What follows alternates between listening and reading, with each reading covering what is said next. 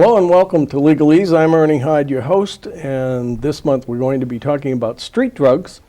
And with me I have two people that have helped me in shows before with drug court and various other substance-related issues.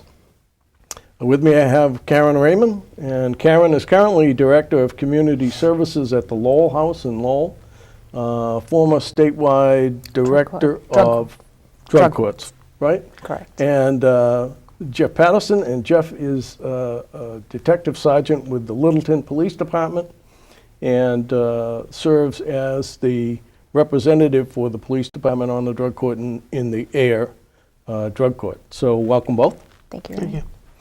So we want to talk about street drugs because I want parents to understand what it is they're up against, and some of them probably do, unfortunately.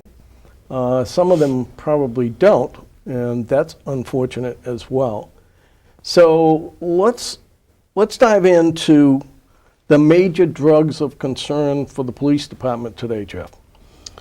Well, as always, even though some of the public opinion has changed in reference to marijuana and the changes going on in the state right now, marijuana is a major concern for ours as dealing with high school age kids and basically the gateway into anything else. Alcohol has always been an issue. It seems to be less of an issue now. I'm seeing more kids getting involved in marijuana and not drinking Really? than there have been in the past. But we're also seeing a large amount of prescription pills in town and the surrounding towns. That's a major concern for the police departments. Yeah.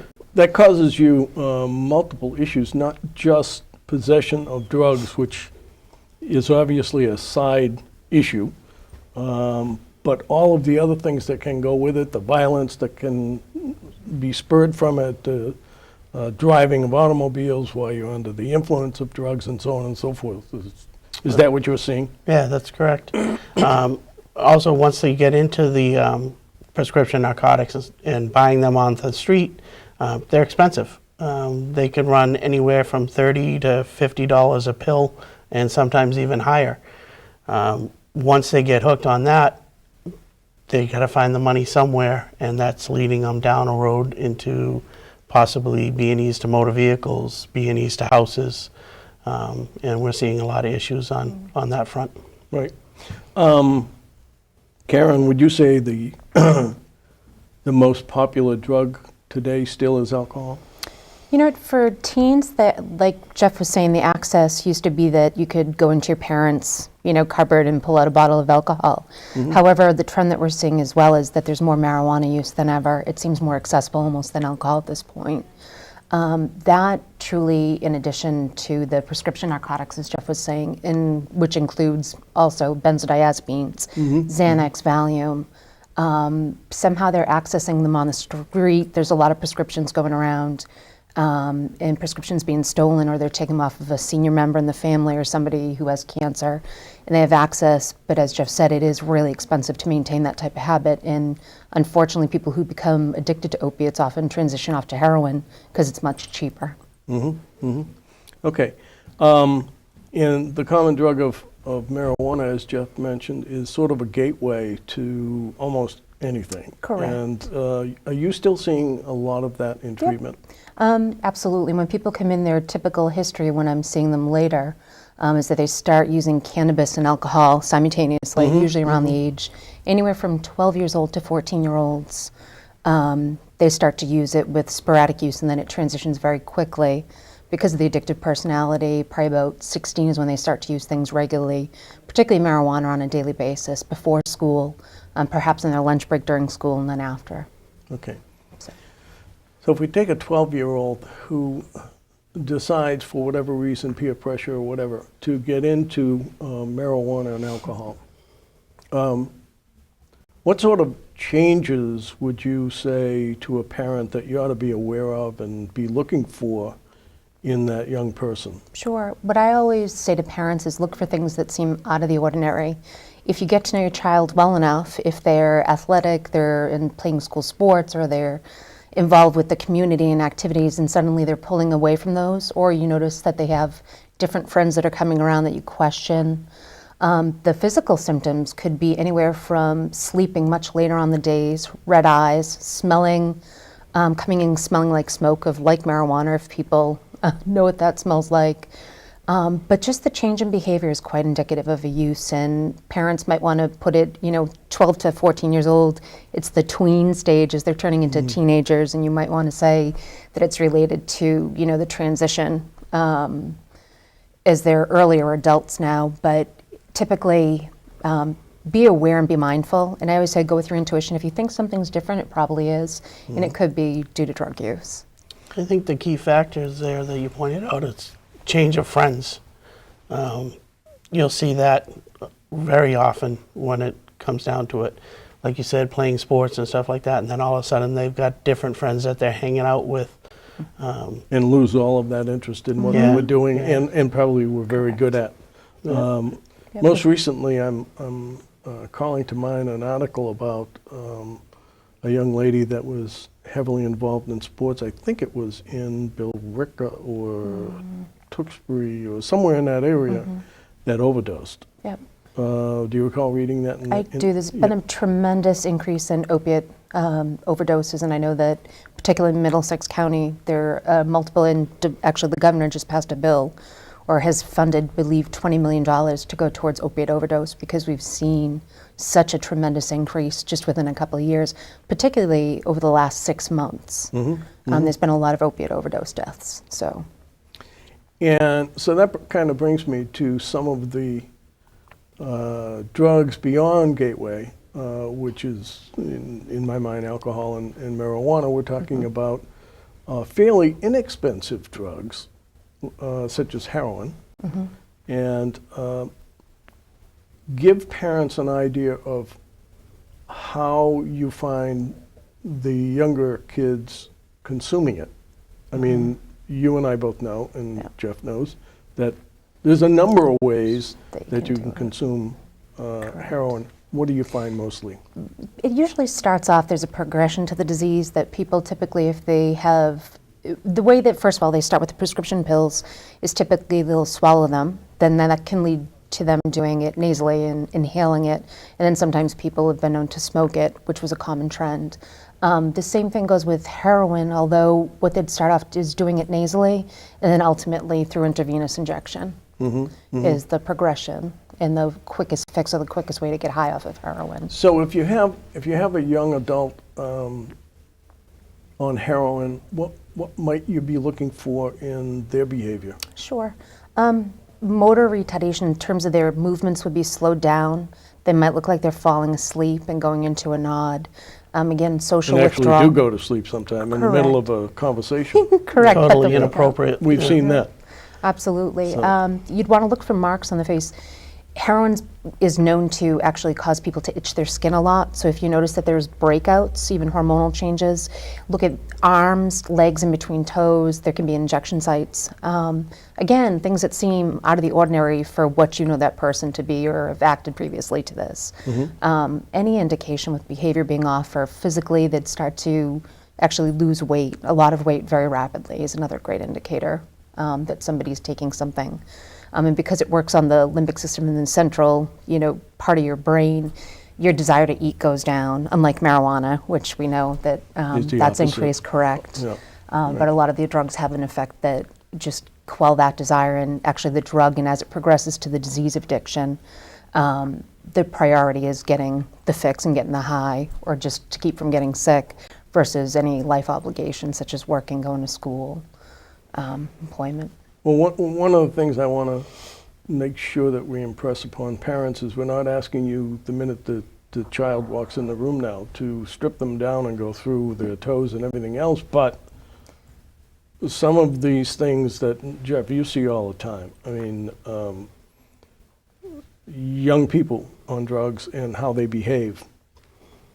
How would you describe what you see?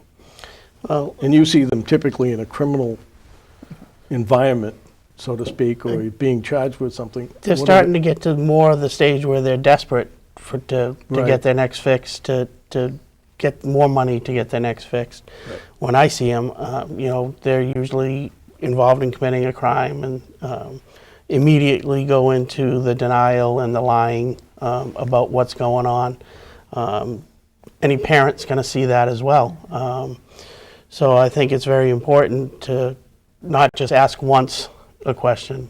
When we talk to them in the police station, we'll ask, and you're always going to get lied to as a police officer. And as a parent, sometimes. And as a And parent, right. It's being persistent and,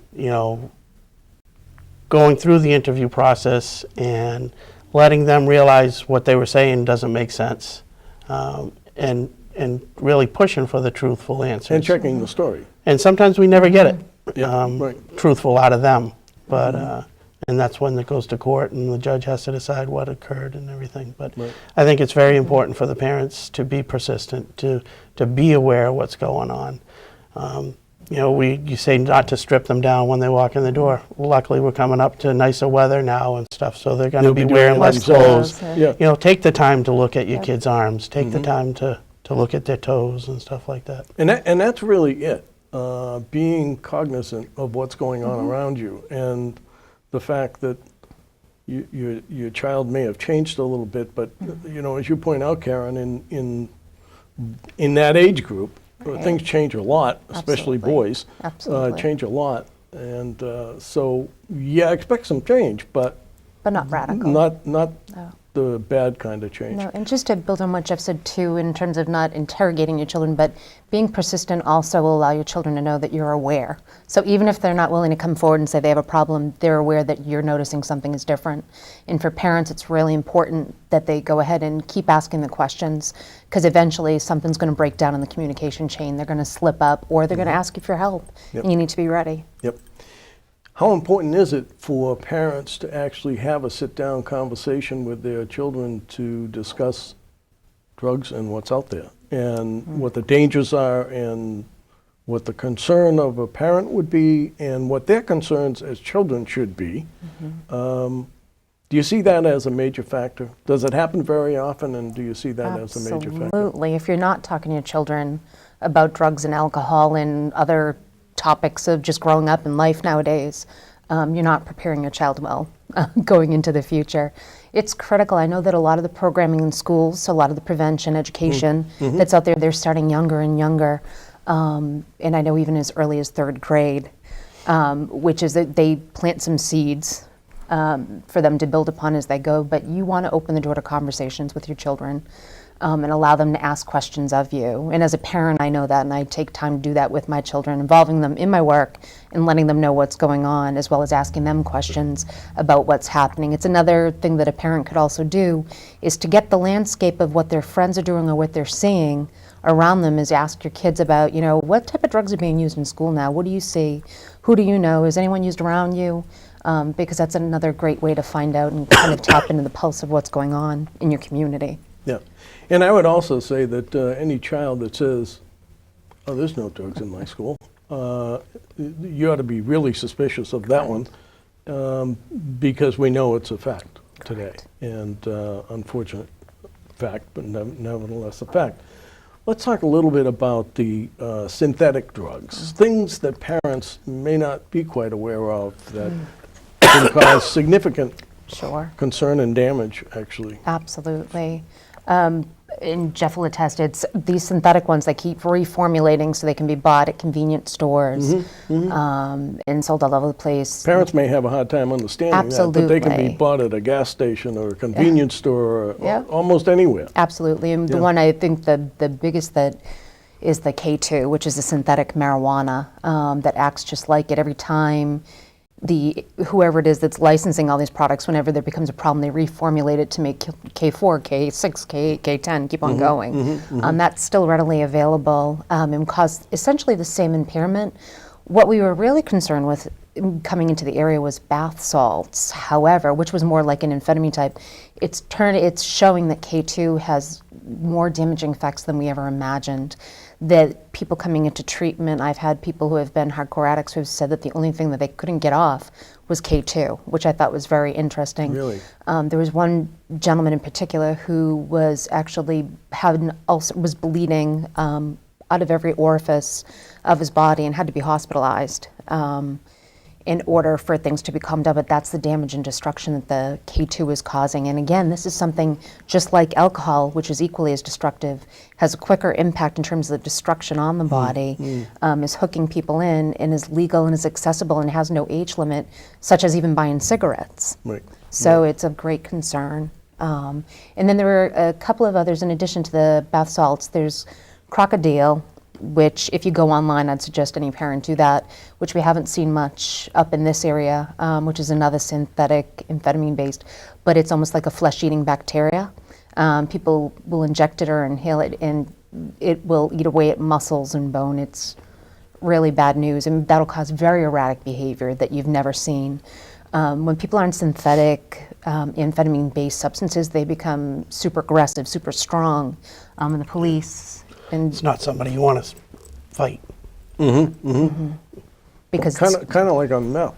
Yes, Yeah, absolutely. very similar. Very similar. Which we don't see a lot in this area, thank God, No. but we do see some. We do. There are certain communities that it's very popular with, and particularly in the clubs and on different scenes, that there's still a lot of methamphetamine use going on. And then the latest emerging is the honey oil, and that is, it's actually hashish, and it's boiled down, and they're using butane as a way to process and extract the purest form of the marijuana. And in the process, what's popping up is there was recently activity in Tewksbury, as well as surrounding areas, where they're having explosions like meth labs. Very dangerous process. As you know, YouTube, another great place for parents to go if they want to find out about anything. They're popping up, but again, explosions that impact if you have somebody that's in an apartment building, blowing out windows and then, blowing up buildings. Right. And it's, again, it's pure form, and that's the problem with a lot of this, is that as in creative minds and souls of youngsters, they learn how to do wonderful things, but in the wrong way of, extracting and making things purer. Just with the opiate overdose is the same things, that a lot of the synthetics that they're getting really high grade, or they're mixing stuff in, but with the oil, the honey oil particularly, it's really strong. And it's 90% of what a normal marijuana strength base, so it's not so Have you good. seen any of that in the area? Not our general area. Like I said, Tewksbury had their explosion. Explosion, that was involved. One of the things that came out of that I learned was that some of the e-cigarettes and the vaporizers, they're using kids, teenagers, young Found adults away. are using those in order to put this honey oil into, and they're smoking it with that. So that's another tip to parents is, somebody sitting there saying, "Oh, it's an e-cig, it's not that dangerous," and that's probably has not been could be proven yet, used by for the something way. else. Correct. Right. So Correct. Right. So let's talk about the big one, and that is the prescription drugs that kids wind up getting from parents, from friends, from you name it. They're all over the place, as you mentioned. What do we see a lot of on the streets? Percocets? Percocets, oxycodone, oxys are the biggest. Yeah. That's what they're all kind of going for. Because- Crushing, snorting. Because the OxyContin, the way they refined it was that they had the layer, tamper-proof layer, because OxyContin is extended release, which doesn't, for an addict, they don't want to wait, so they've been stripping off the film. But as they've perfected that, the kids are reverting back to, and others are straight oxycodone, which is just the generic of Percocet. And there's a lot of Perc 30s on the street, or the Perc 5s, and they'll Perc crush them 30 up. is 30 milligrams? There's Is that 30 what you're milligrams, talking one pill. Okay. And and- pretty powerful. Pretty powerful, absolutely. For somebody that hasn't experienced or hasn't built up a tolerance, if they get their hands on a Perc 30, it could take them out. It could take their life. Yeah. You raise a very good point about tolerance, and in particular heroin. And probably some of these other ones. But people who go through the phases of, say, using heroin and get themselves off for whatever reason, they're in trouble with the law, the parents find out, catch on, they go to an inpatient program, come out of the inpatient program, they're off heroin. And what do we normally see in some of those cases where they go back to heroin? They go out or they overdose. Typically what happens is any type of drug, even alcohol, anything consumed in a large quantity when your body's not adjusted to it or quickly has the potential to be lethal. If somebody goes back to the streets, and all the heroin from all the different areas and surrounding towns, it's all different. Yeah, so right, they exactly, might think yeah. that they're doing, a $10 bag, and it's different than, if they bought it in Fitchburg versus Lawrence versus Lowell, that the strength and the purity can be different. And we've noticed, and particularly being out in Lowell, there's been a great increase in the amount of overdoses recently, and what they're finding, the state lab, is that it's being cut with fentanyl, which is a very powerful narcotic, analgesic too, that's typically used as a sedation method during surgery. So they're cutting that in. Unfortunately, with the way an addict mind works, is that when they hear of a bad bag, their automatic thinking is it's really good stuff and I got to get my hands on it. Right. And that, again, as we've seen, has been multiple dozens of deaths throughout the Commonwealth per day, per game. It's really on the rise, more so than ever. Epidemic level. Yep. How about things like substitutes for perks, like Vicodin? Do you see that? Not as much. Yeah, Not so much? once you go to oxycodone, They really don't want to go backwards. They don't want to go back. because you'd go from Tylenol with codeine to Vicodin to the oxycodone, and then you get your Demerol, Dilaudid, your morphine-based. One of the things we see a lot of kids on today is Ritalin. Or Adderall. Or Adderall. And parents should be aware of the fact that those can be abused. Absolutely. And I don't think a lot of parents understand that.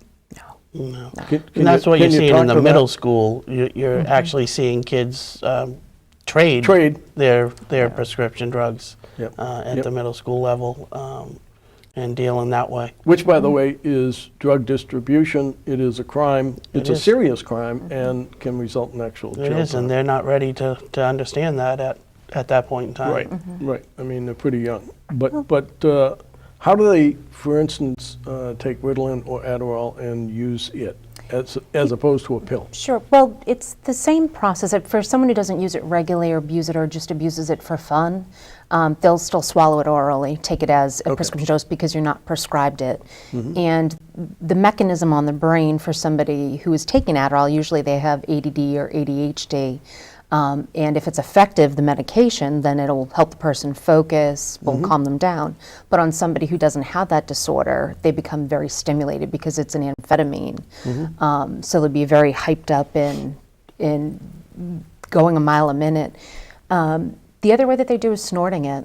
If they have, again, built up a tolerance because swallowing it's no longer fun and you don't get any effect out of taking 60, 90 milligrams of Adderall or amphetamine salts, which is the commonly generic prescribed, they'll start doing it nasally. A lot of stuff goes from pill form. There's another form called parachuting, where they crush up a pill, twist in a little bit of tissue paper, and then throw it to the back of their throat and then swallow it with a drink. But it allows, because it's crushed, for quicker absorption, and then snorting it is usually where it goes. I haven't heard of anybody injecting it. Okay, so I determined that my son or my daughter is not acting quite right. Any way I can get a drug test on them? Absolutely. If you want to administer yourself, CVS, any of your regular drugstores sell testing from one panel. If you thought they were smoking marijuana, Explain all what the a way panel up. is.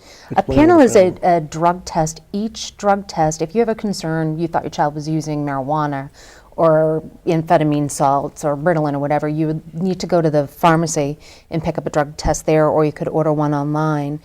I would say that if you do want to test your child, to go and speak with the pharmacist and tell them your particular concern and they can assist you with making sure that you get the right type of testing because, for instance, there are 2 different types of panels for opiates. There's an OPI panel, which deals with all morphine-based, which is your Percocet, morphine, Dilaudid, and then there's an OXY panel on Oxy, and that's specifically only for oxycodone, Percocet, or for OxyContin. So if you're testing your child with the wrong testing supplies, you're not going to get the You're not answer. gonna You're going to be catch like, oh, they're fine, when in Yep. essence, and heroin would be something that would fall into the OPI with the natural morphine-based derivative.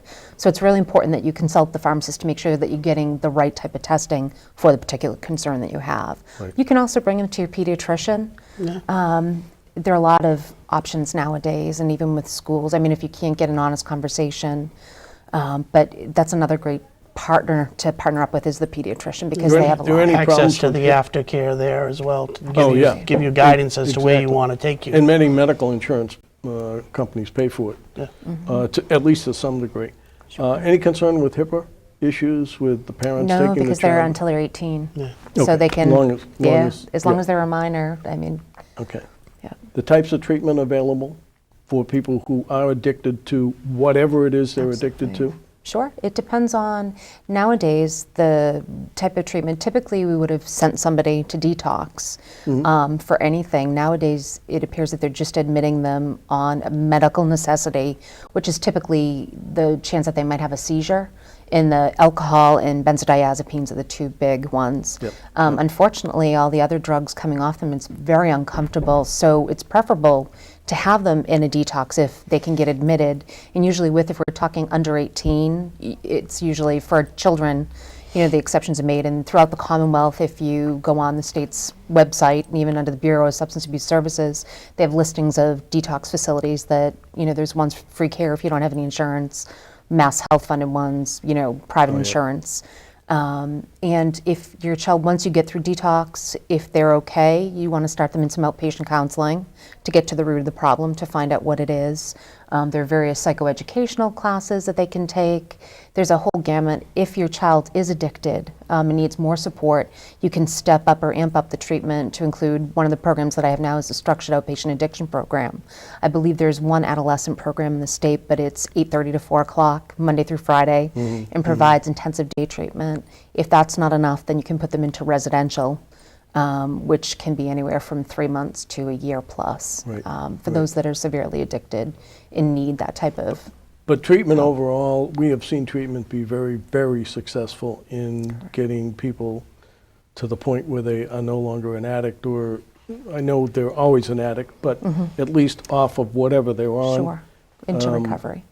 And it's not an easy process. So if parents get anything out of this show, I think they ought to at least get some fear out of the potential for their kids actually being involved with these various drugs and work to get them off of it. Sure. I want to thank both of you, Jeff and Kerin, for coming on. It's been great. And hopefully we can follow up next month with a show on drug courts because it's National Drug Court Month next month. So we'll see what we can do on that one. Excellent. Thanks again for coming on. Thank you, Thank you. Ernie.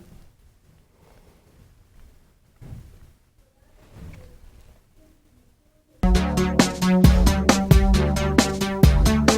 how easy that was? You know what, we could have talked